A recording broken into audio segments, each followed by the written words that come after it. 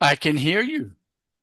There we go. Recording's in progress. That means we are fully officially going here. We're just going to give a couple seconds once again from the Zoom waiting room into the arena, the presentation, the theater. We're going into the theater, Dr. Jen. And we have a lot of folks who have signed up for this important webinar. And I think we're going to give them 10 more seconds and we're going to start. It's so good. I'm going down the list. I'm looking at some people here that I know. Hello, people I know. And you know if I know you, and if you don't know I know you, I know you. So there you go. Just if you can figure that out. Let's start officially. Here we go. Hi, everybody. My name is John Raffaele. I'm the Director of Educational Services with the National Alliance for Direct Support Professionals. And first and foremost, happy Pride Month. We're kind of at the end of it. But hey, it's still June, and June is Pride Month, and we are celebrating it at the National Alliance for Direct Support Professionals.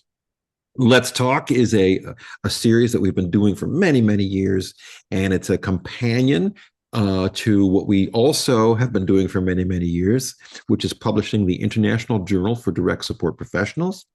And this is a international partnership. I love saying that, Jen. It's an international partnership. Doesn't that have a cachet?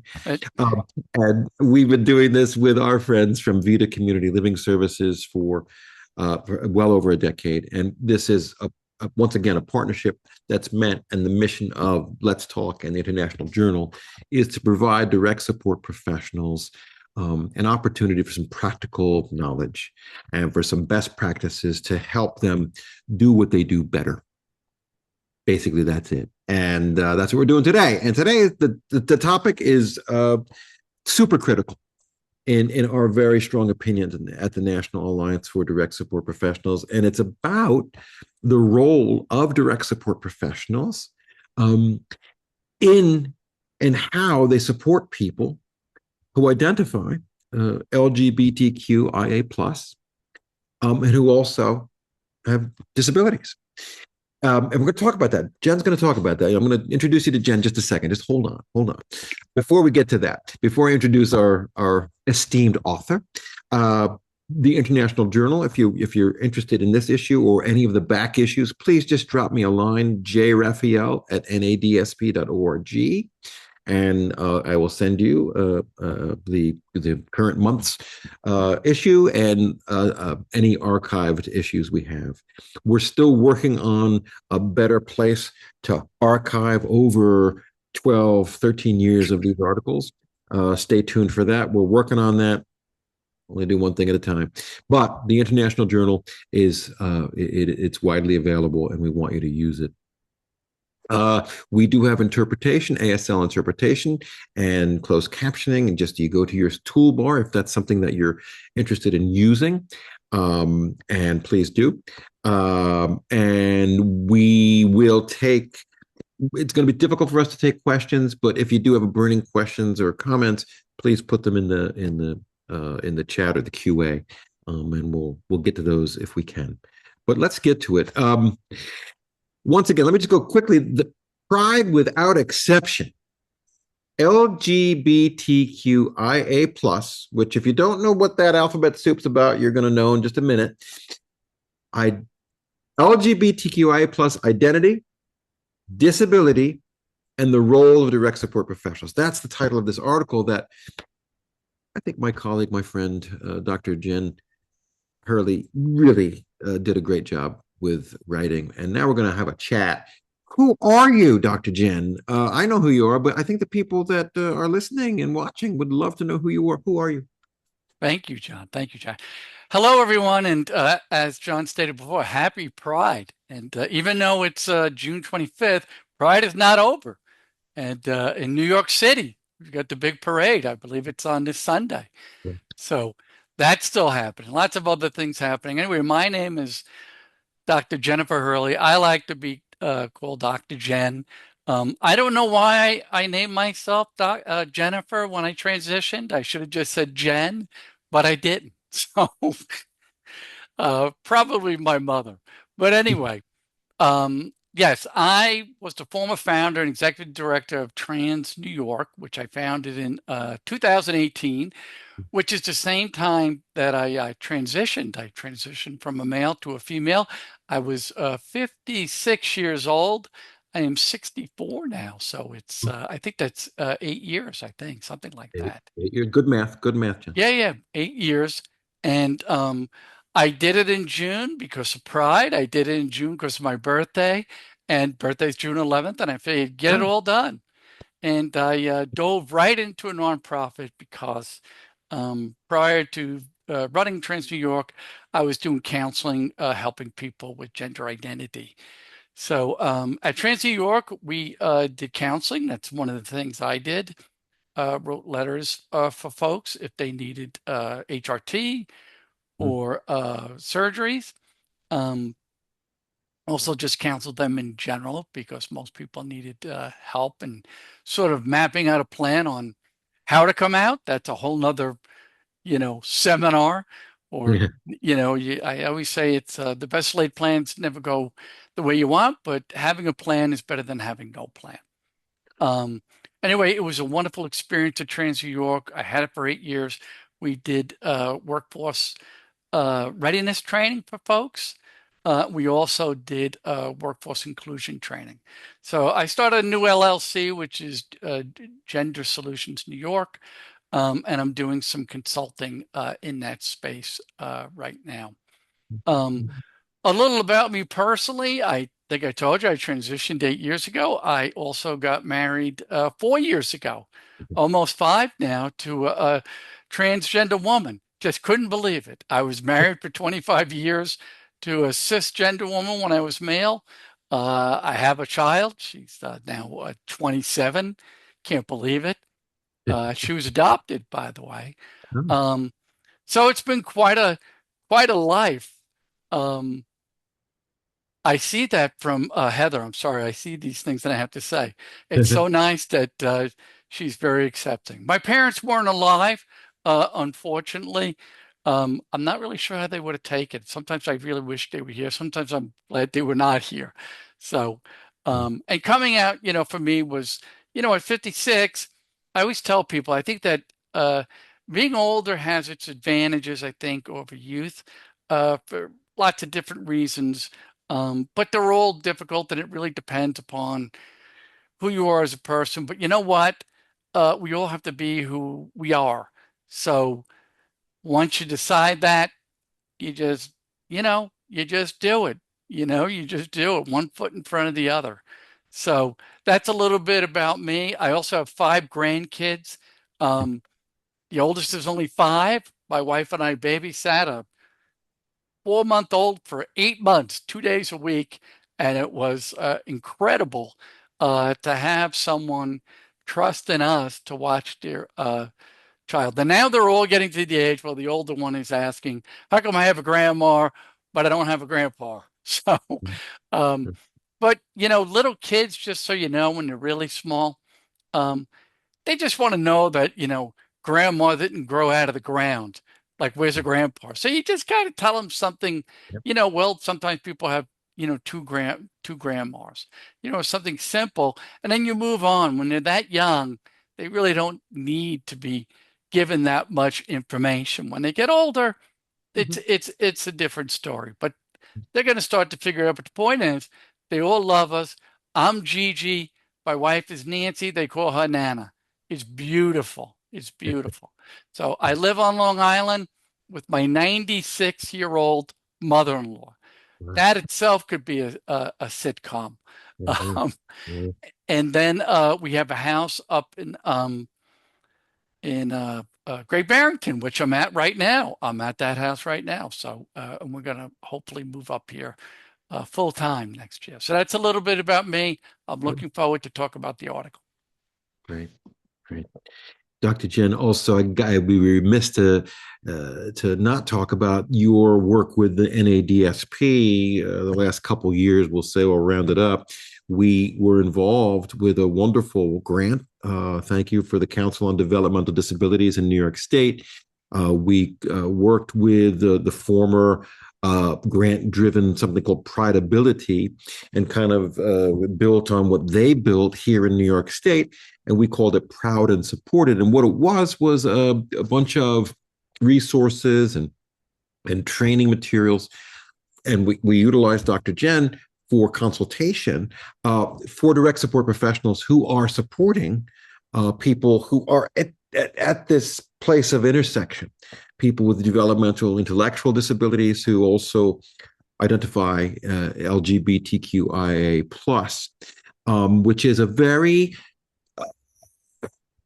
it's a very unique place to be, because, and you're going to talk about this double marginalization, or double, I've heard it referred to as the double closet, in that people with disabilities, we know there's discrimination that happens to this day.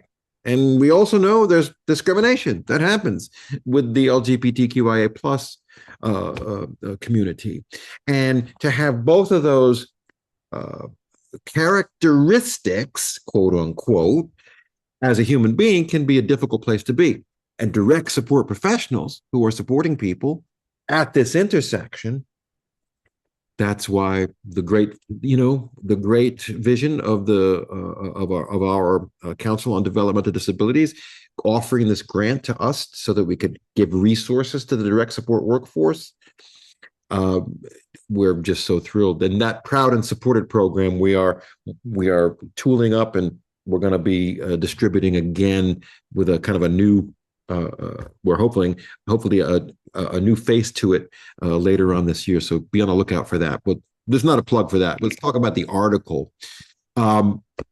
So the article, once again, is geared for direct support professionals. And you may ask, well, what does Pride Month have to do with direct support professionals? Well, a heck of a lot. And I think Dr. Jen took a real, I think you did a great job explaining that. But let's talk about this double margin for just a second. And so double marginalization, or I've heard it as the double closet, whatever you want to call it. Could you talk a little bit about that, Jen, in terms of what that means, but then Sure. what it means for obviously direct support professionals and organizations? Sure. So double marginal, without fragmenting their identities. So the article highlights that direct support professionals and organizations really should be actively providing holistic, personal-centered support. So practically, right, this includes facilitating intentional access. So what does that mean? Yeah. Instead of like avoiding spaces that present barriers, DSP can collaborate directly with individuals to build customized support plans. So, for example, as seen in the article, a DSP can help a person with autism manage sensory sensitivities at a Pride event by mapping out quiet spaces, packing sensory support, and planning transportation in advance. That's one of the ways. Also, creating dedicated peer spaces. What does that mean? So organizations can fund and establish peer-led groups specifically for LGBTQIA plus individuals with disabilities so they can share experiences and build community with others at the same intersection.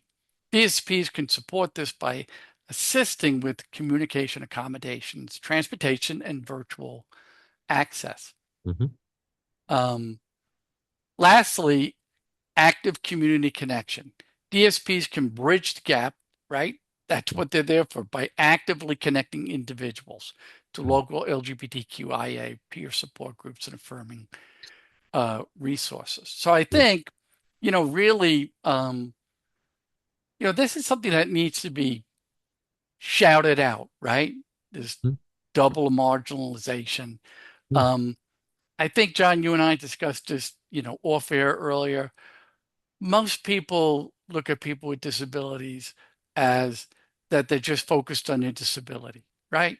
And that's completely wrong. It's completely inhumane. I mean, everyone is an individual and they have individual feelings.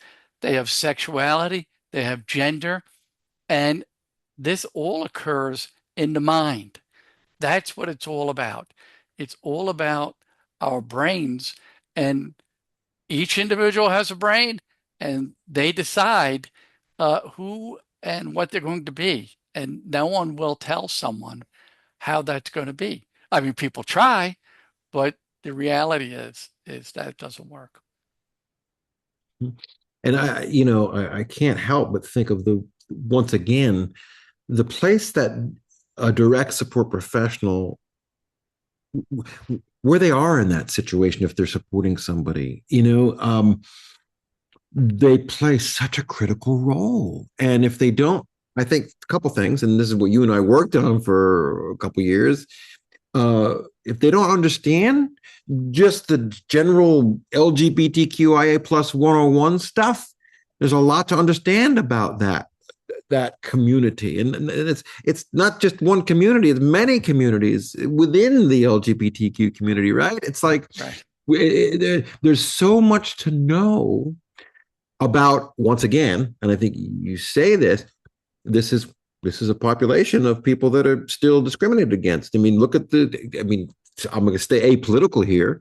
Um, but it's largely a situation right now in our society. The culture wars we're talking about. I mean, the government is kind of going against a lot of the progress that the LGBT community has made, and for many years they've been advocating for themselves and so forth. So the DSP sitting in that place where they're not only working with a person with a disability that has some odds against them, add to that the identification of one's identification, LGBTQI plus. My gosh, what is a DSP to do? And that's, I guess, the purpose of this article, right? But let me ask you, Dr. Jen, um, how does a DSP begin to understand their role if they don't know anything about the LGBTQ community? Any Yeah. suggestions there, or any ideas to Well, help there? I think the reality is it really does.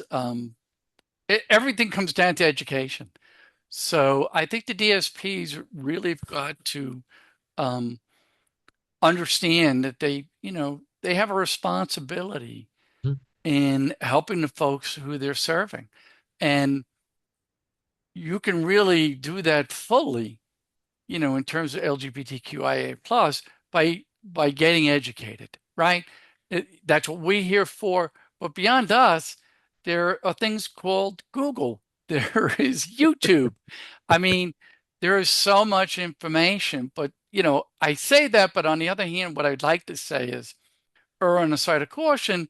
Let's remember that everything we see is not always true on Mhm. the internet. So I think it's important, but also that each individual, John, and you stated this just a second ago, each individual is an individual, Yeah. and where they are in this space really matters. I Yeah. spoke about generation, right? I'm 64.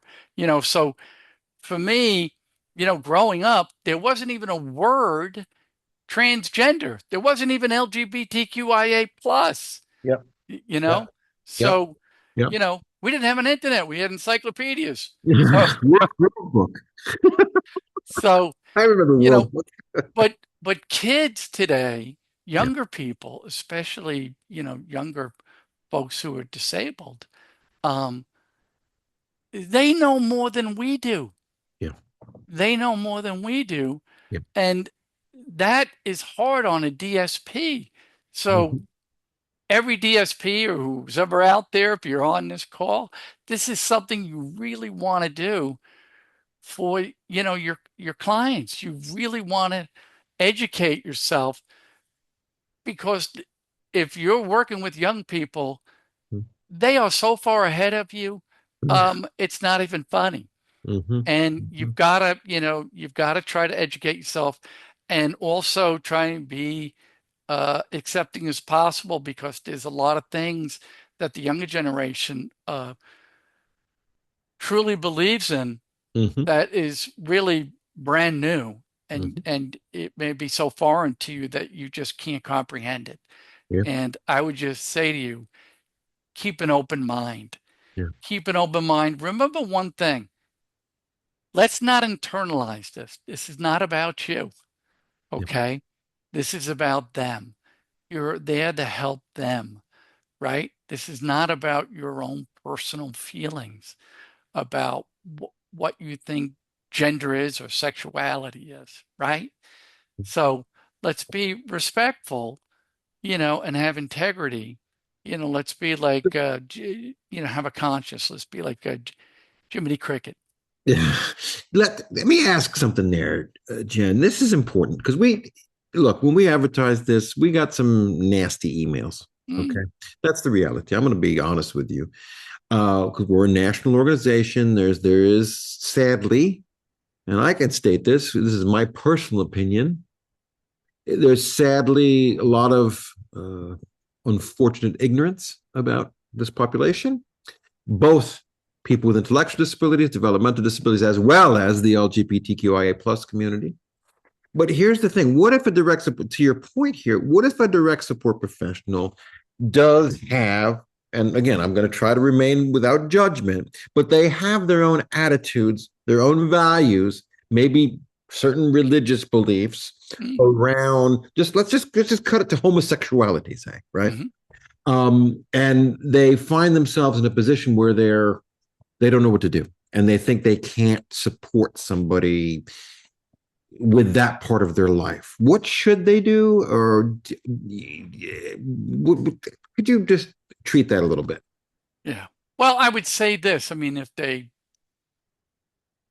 If they truly feel it's impossible, they should, you know, not be with the person Yep. and try and do that. But besides that, I Mm-hmm. think that, God, look, I was raised as a Catholic, so Mm-hmm. I still consider myself Catholic. I know people would say that's crazy, but that's okay. Mm-hmm. I still, it's sort of like, you're born, and your parents say you're Catholic, so you say, okay, I'm Catholic. Sure. So I haven't let that go.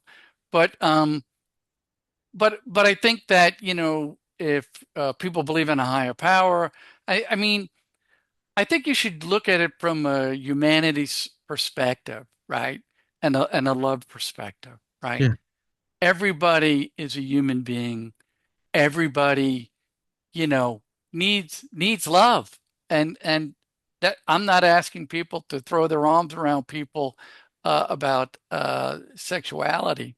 Um, but I think that, you know, to understand that a person who is homosexual, for example, and not being accepted, it's very damaging to them.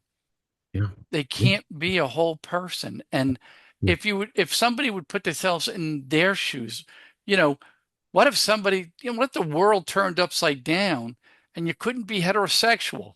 I mean, Mm-hmm.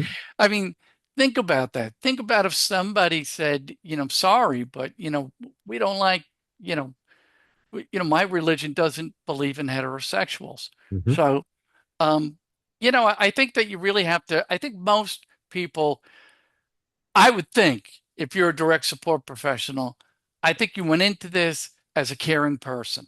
Mm-hmm. And I don't know many direct support professionals, but I know John's organization, and they're one of the most caring organizations I've ever seen. Everybody I've met with them are caring. So I think that, I think most people have care in their heart. And if you could just sort of, you know, lean into that uncomfortable feeling, just lean Mm-hmm. into it for, another minute while you're with that person. Just hear them out and see what that feels like. And then I think you might come away with a different feeling. Yeah. Absolutely.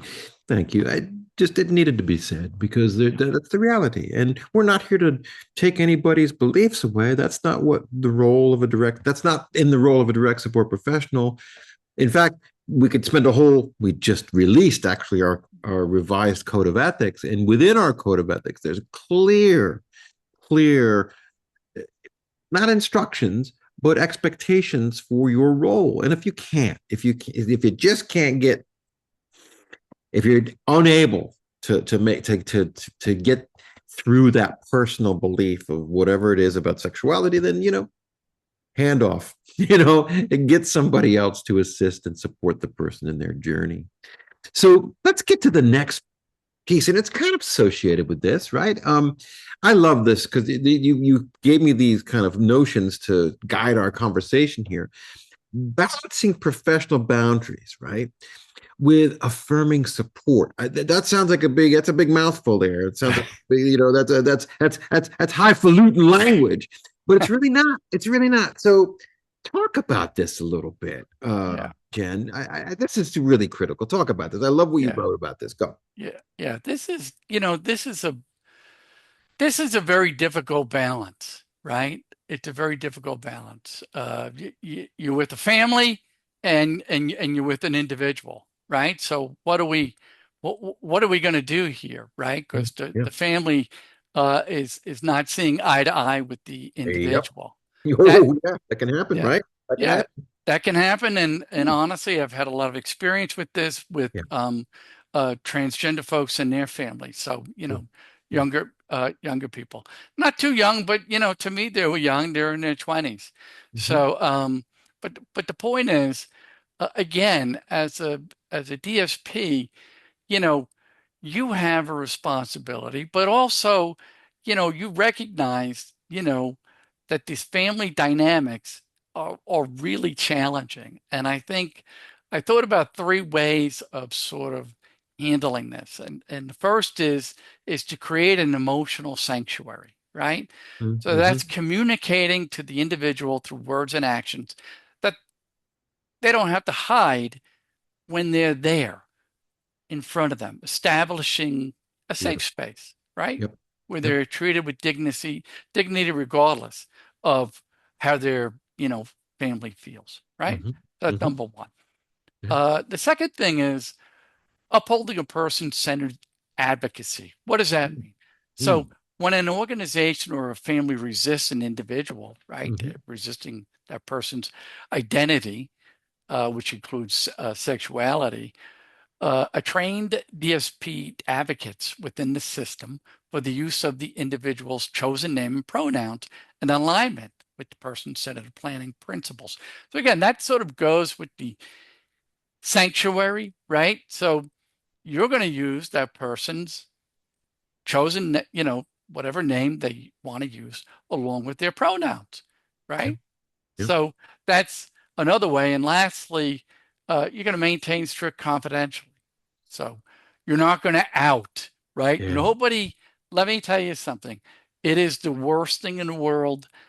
Nobody needs to be outed to anyone, but the family members without that person's explicit consent, Yep. right? And Yep. if you do that, if you happen to do that, it's in direct violation of the trust and professional ethics, right? Mm-hmm. That's really what it is. Yeah. So, Oh, it is. yeah, It is. It's yeah. I mean, it's a violation of ethics. It could up to and including be something even legal. It's a major problem. And here's the thing, Jen, is often right. Direct support professionals, out of all the human services professions that are out there, and whether it's psychology or social work or alcohol substance abuse counseling, etc., direct support, I truly believe, and we believe at the NADSP, it's the most intimate of professions. You know more about the people you support than probably anybody. And with that comes a couple wonderful things, which is trust can be built, uh, obviously a caring, growth growth oriented relationship can ensue, and you can work with somebody for years and really develop a bond which can help them grow, the people you're supporting grow. The other side of that, though, right, is these balancing professional boundaries here. Sometimes your own opinions about that person might come through, that maybe you want them to come out. Maybe they're questioning their sexuality, and you really want them speak to their family about it or whatever it might be, right? And I've seen it. Direct support professionals can be, I wouldn't say they're Yeah. pushy, but they don't know what to do with that boundary. Yeah. It's tough because it's such a unique profession. Yeah. Um, So, John, yeah. I've had a lot of experience with that. So, Mhm. in terms of, you know, one of the things I've done with folks when they come to me and I'm coaching them about transitioning, if that's their ultimate goal, Uh-huh. um, is to have a plan. But I never really say no to anything and I never really say yes to anything. And I just sort of guide them around. And for example, yeah, I guess for example, like when it comes to surgeries, right? I would never push somebody to get a surgery. Um, they're the ones who are going to say it, right? Even if I know in my heart and mind that they're ready, Mhm. I'm not going to say it because I know they're going to say it. And when Mhm. they say it, then they're truly ready. Yeah. Yeah. That's really what it becomes, So, you know, when you do counseling with someone, it really becomes a back and forth. And you want to get them to say everything, right? Mhm. You want to get them to say everything. As they keep talking, believe me, there'll be a time that'll come. They'll say, you know what? I think I'm ready to talk to my family about this.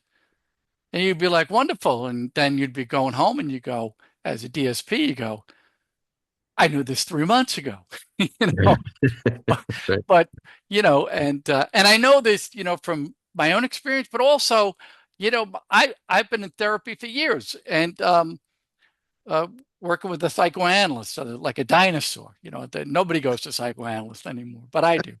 Um, but um, she knew for years. You know what I mean? And it was just a matter of me saying it.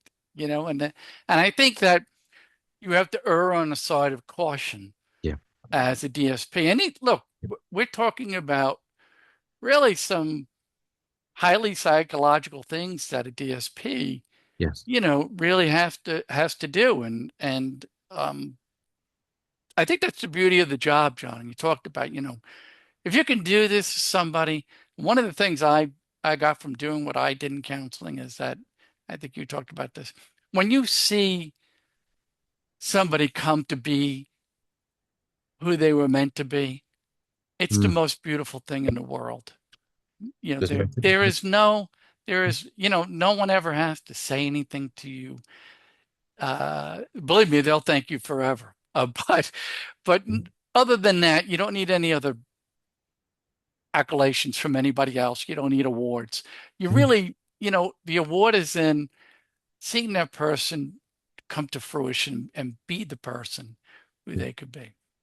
And That's yes, 100%. And here's the other piece to this, and it's almost a, hey, this is what else you got to think about as a direct support professional. You're not an island. You have supervisors. You've got people that, in fact, in these kind of very heavy duty situations, right? Where you're helping somebody, maybe somebody you support says to you that they want to talk to their parents or their siblings about coming out, whatever that might be, whatever. You know what? That might be something you ask that person you're supporting. Look, I want to also get some help with this. I want to talk to my supervisor about this. Is that okay? So that you're not alone. You know, you're a professional. Most professionals, even your psychoanalyst, Dr. Jen, probably has a supervisor. And Oh, every yes, she does. yeah, yeah, especially in this space of working in people's lives. It's not just you're as a direct support professional, you're not an island. Don't go Right. rogue. Make sure that you get support and advice from professionals that supervise you. Um, so interestingly, we got to hear advice for parents who don't support their choice when they come out to them as a person with a disability. Rachel asks us. That's an important question. I think you know you want to hit that at all? Say that again, John. You know what? I'm so glad you're looking because we got another big one from Tammy, who Yes, you I answered that. You Yeah. answered it already. Isn't that great? Okay. Yeah, yeah. Yeah. So I see You, these things, but go ahead and say that again because I was reading Tammy's thing and I got sidetracked. I was I like, know. why do we keep talking? We gotta answer, folks. Go I ahead. know. Tell me the question. I know. I told people that we weren't going to look at the chat box. I can't I help it. know. Like Can't it's help it. so good because it's when people engage about this is exciting. So Rachel asks advice for parents who don't support their choice when they come out to them as a person with a disability. So I think Advice. what she's saying, I think Rachel, correct me if I'm wrong here. If their loved one, a parent's child, comes out to them, um, and the parents don't agree, what do you do? What do you do? As a DSP, that's the Yeah, question. Yeah, yeah, yeah, yeah, yeah, yeah. yeah. I mean, that's a tough one, Yeah. Rachel. Well, it's a tough one, and I think on the parent end, you know, well, first of all, we talked about the safe space that you're going to create for that person, regardless. But I think with Yep. the parents, I do think it's a good idea to at least have a chat with them and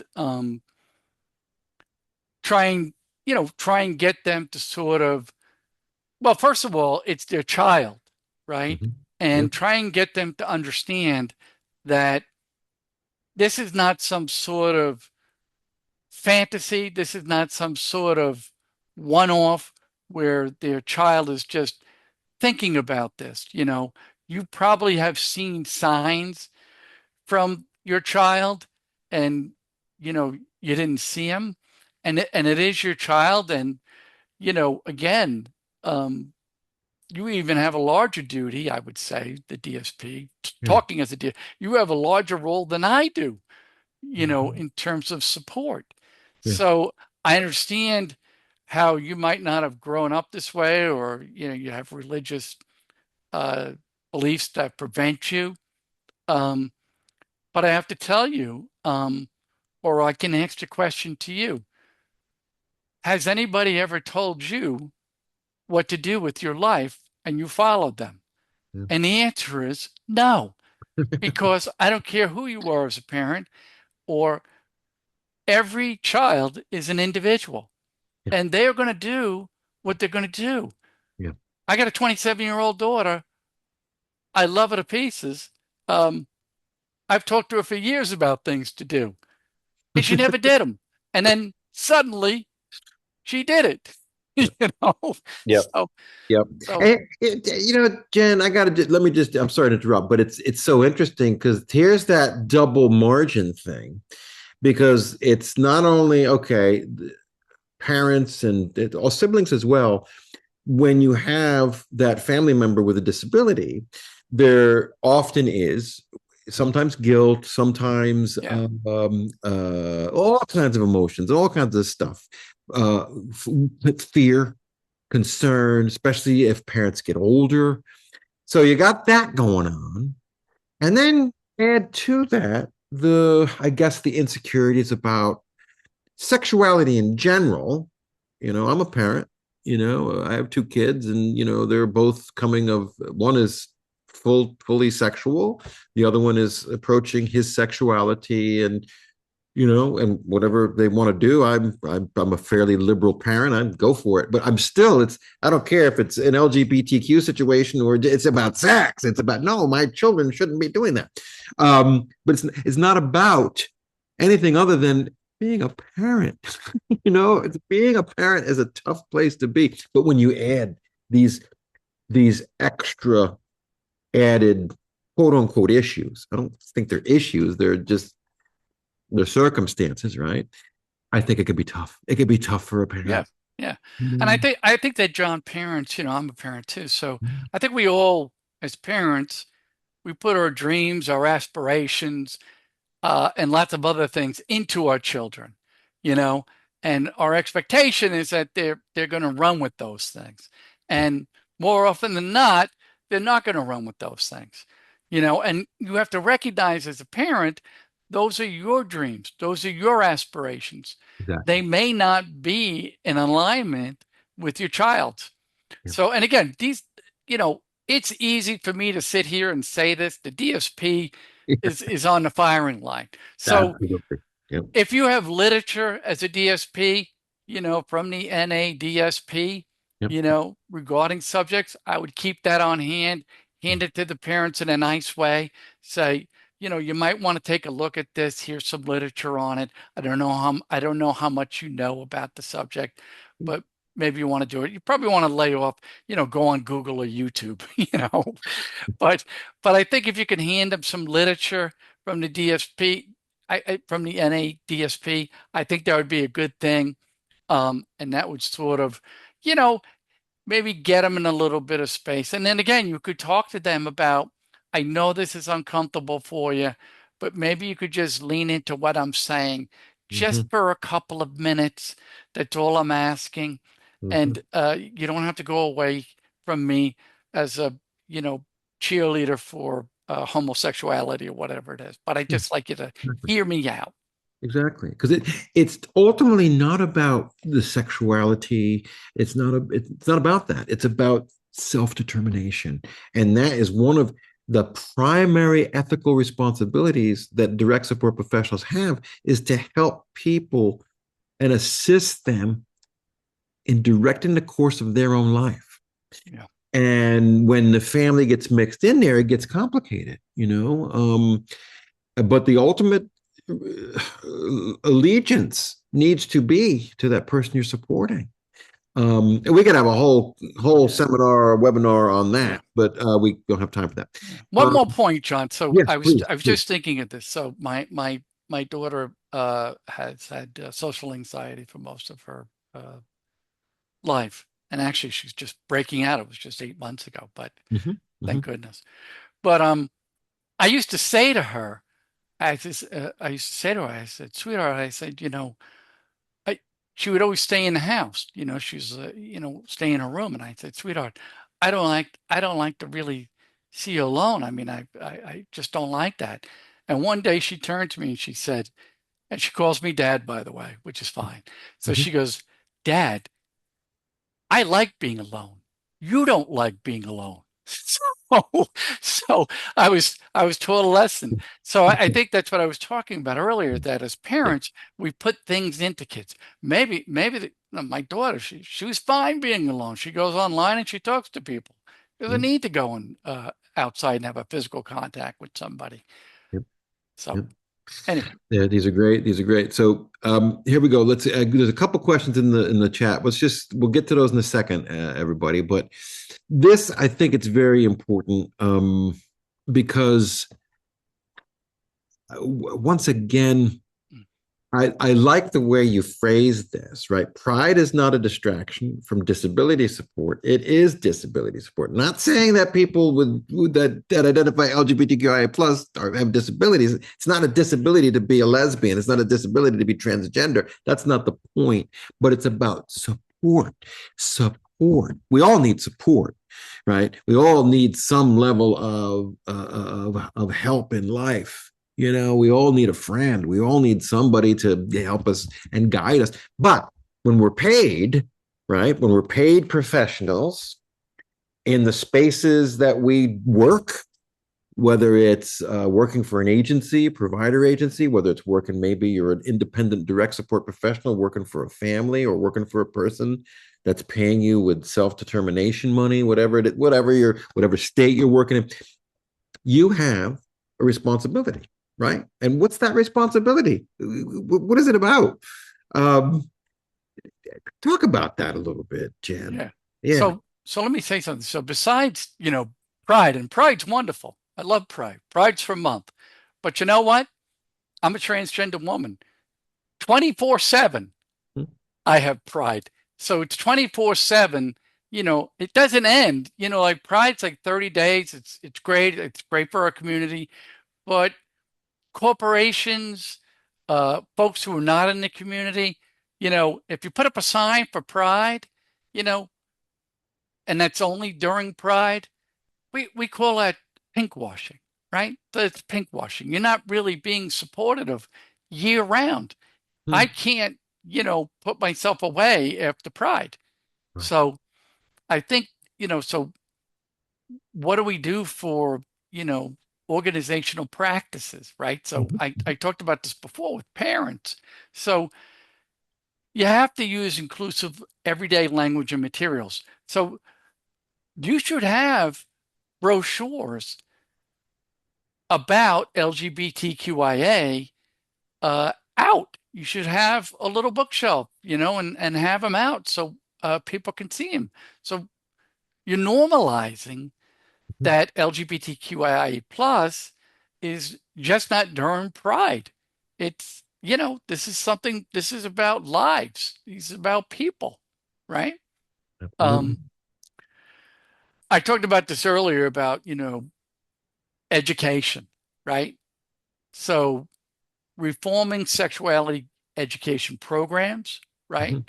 Which historically focused strictly on heterosexual reproduction and risk prevention to Yep. explicitly Yep. include LGBTQIA examples, right? Yep. Diverse genders, identities, attractions, partnership, and consent. Um, and then organizational alignment and training. What we're doing here, this is great, you know. And John's company, they're doing this stuff every single day. And the DSPs, hopefully, are out there doing it as well. And as I said, I completely understand it's no easy job. Uh, so you must go beyond compliance, right? Of just checking boxes, Yeah. right? Um, you've got to have affirming language and official policies, have anti-discrimination protectors, Yeah. training. You got to train your staff, Yep. right? Yep. In genuine affirmation, right? Not about tolerance, Um, tolerance, I don't want people to tolerate me. I really Yeah. don't. Yep. I want you to like me. I want you to love me. I want you to be affirming to me, right? Hmm. Hmm. So, and Hmm. this includes providing reflective practice and training to help professionals examine and overcome unconscious bias. Yeah. So, Yeah. unconscious bias, and Yeah. John and Talk I about that talk. a little bit. Talk about Yeah. that, please. So Yeah. I'll talk about, with my own self, because I have my own unconscious bias. Before I met John and this wonderful organization, NADSP, I had my own unconscious bias about people with disabilities. I was floored. To be honest, John had some beautiful, I mean, I cried through most of them, Oh. um, videos Oh. of folks who transitioned. I think one was a paraplegic, John, if that's the correct word. I'm not really Yeah. sure. Yeah. Um, Sure. Yep. that person, and I was so floored by seeing that person. Hmm. It changed everything in me, and now I go around, I talk about people with disabilities all the time, and I honestly, I never did that in my life before. It wasn't a thought. I was one of those folks who thought that people with disabilities would only think about their disability. Hmm. And it makes me want to cry that I actually thought that, but it was an unconscious thing. But, unconscious or not, it's there. Yeah. And I think that most people, unfortunately, have that unconscious bias, Yeah. that they can't see how this could be. And I really think, to be upfront and frank about this, I believe that people with disabilities can really lead, can Hmm. really lead better than as LGBTQIA plus, uh, than folks who are not disabled. And I just think that once someone sees the beauty Hmm. in someone who's disabled, um, having a different sexuality or having a different gender, it it it just poof, you know, Yep. it's it's just so mind blowing and so beautiful that I think you wouldn't have a heart if you don't think that that's the most beautiful thing you've ever seen. And for me, it was. Yeah. Well, I think it speaks to, once again, it's not about the disability, it's not about the sexuality. And I'm sorry, now I'm crying. Thanks, Jen. Mm. Um, It's about the humanity of what we do. Mm. And the humanity of what we do is what direct support professionals get the unbelievable privilege to do every day. And offering this particular topic is just one of the many things that DSPs have a front row seat to in the human condition. And secondly, here, it's about the celebration of diversity. We will always, always celebrate diversity, equity, inclusion, and belonging. No one's going to tell us not to do that because it's baked in our mission. And it's what direct support professionals do every day. And, again, politics aside, we're not going to change our mission. Our mission's always been about that. It always will be. But it just so happens that this particular space, right? And you know it very well, this particular space of the identification of one's gender, of one's sexual orientation, of one's sexuality. It's where DSPs are working with people. And we better equip them with the ways to navigate that. And if we don't, that's bad on us. So that's why we're doing this. Yeah, Oh my goodness. I tell you, I knew we would go an hour. I know. Here we go. Let's just see if there's anything in the chat here. A couple things about dating. How does a DSP support someone with intellectual disabilities who wants to date? That's a big one, but hold on. And especially if they're highly exploitable, okay, and actually have no idea on how to find somebody to date. Oh, that's a whole other webinar, my friend. That's a Yeah, whole other yeah, webinar. yeah. But I'm not dismissing it. There's a lot to that, right? You want to just treat that for just a couple seconds, Jen? Yeah, I think it's up to again, I think with the DSP, it's really about creating that relationship with that person and really trying to dig in and sort of understand what it is they'd like to do in terms of dating. Mm-hmm. And do they understand sort of, the risks? And, even if the person didn't have IDD, there's all kinds of Mm-hmm. risks anyway. But I Oh, think that yeah. trying to get that individual to sort of understand those risks, without, you know, telling the person that they're, highly exploitable. Right. So I think that would be sort of one of the ways to help that person. Yeah, that's great. And Yeah. again, I'm not going to tell who this person was, but it's just to us. And please, you can reach out to me. I got some other resources for you. Just give me an email at the end, and I'll give you you'll see. I'll give my email, and thank you for that. We have one other comment, and again, I'm not going to disclose the name of the person. The person indicates that my oldest child's 21, has a disability, and identifies as a transgender female. The emotions are overwhelming. I'm terrified. Thank you for Yeah. sharing that. And here it Yeah. is. Terrified of their future and of the community. Yeah. Yeah. Well, Jen, want yeah, I have a lot of to? experience with this. And look, I have a younger sister. How nice. Um, I speak to a lot, I've spoken with a lot of parents over the years. And, I think today, rightfully so, you should have a lot of emotions about this. Yeah. We've got, unfortunately, a president who is relentless against particularly transgender women. Mhm. It's really, really unfortunate. Um, but I would say this, there's lots of organizations out there, there's lots of communities um, and spaces, safe spaces um, for your child Mhm. who's 21. Mhm. And I think that, for yourself, it probably wouldn't hurt for you to speak with someone on your own, to get more information. I mean, if you'd like to contact me, you're more than welcome uh, to do that, and to sort of talk through, some of the feelings that you have. And I said this earlier about um, children, whether they're identifying a certain way sexually or gender-wise.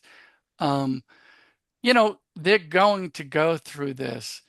And if you think about the way you were as a child and some of the things you did and got through, um, so it will be with your uh, child as well. I know it's hard to see that, currently, but I think that, um, if they're provided these spaces, depending upon where you live, I mean, there are places even in red areas, of the country. But if you happen to be in, New York or Massachusetts, um, there's lots of places to go. So Sure. that's what I would say about that. So I hope that was helpful. Thank you, Jen. We have come to, unfortunately, our conclusion. But as we always, we're gonna, before I thank Dr. Jen, gonna thank Angie, Nethercott, and Chanel Salonia, who they keep the International Journal going. They are our editors, and thank you always to them and the good people in Canada that we partner with to do this program every month. So always thank you, Angie and Chanel. But of course, a great thank you to you, Jen. I gotta say, um, working with you has been one of the more delightful things in my career. Oh, John. I learned a tremendous amount from you, and created some things with you that I could retire tomorrow and I'll be very proud of because of the work I've done with you and what you're doing with your own work and just who you are on this planet. I thank you for and also for writing this great article and doing this Ah, webinar. thank you, Um, John. and we appreciate you so much. And I'm going to be getting in touch with you about more work with the proud and supported curriculum, Oh, how wonderful. which we're gonna and that some work where I can actually maybe give you some money, um, because thank you, Jen, for doing this. This is a pro bono thing, and we Yeah. we appreciate that. Look, my address there, jraffaele at nadsp.org, for please anybody that wants to reach out, any comments or further questions you might have. I can then also connect you with Jen, give you her information and so forth. But we want to thank each of you for joining us for this particular webinar this month. Happy Pride Month. And I'm with Jen. Pride should be something we're feeling every day. But again, let's celebrate this wonderful month. Get to a Pride parade. Get that flag out and fly it. Fly it. Um, Thank you all, and we'll see you down the road. See you next month. And take care, everybody. Thank you, everybody. Bye bye. Bye.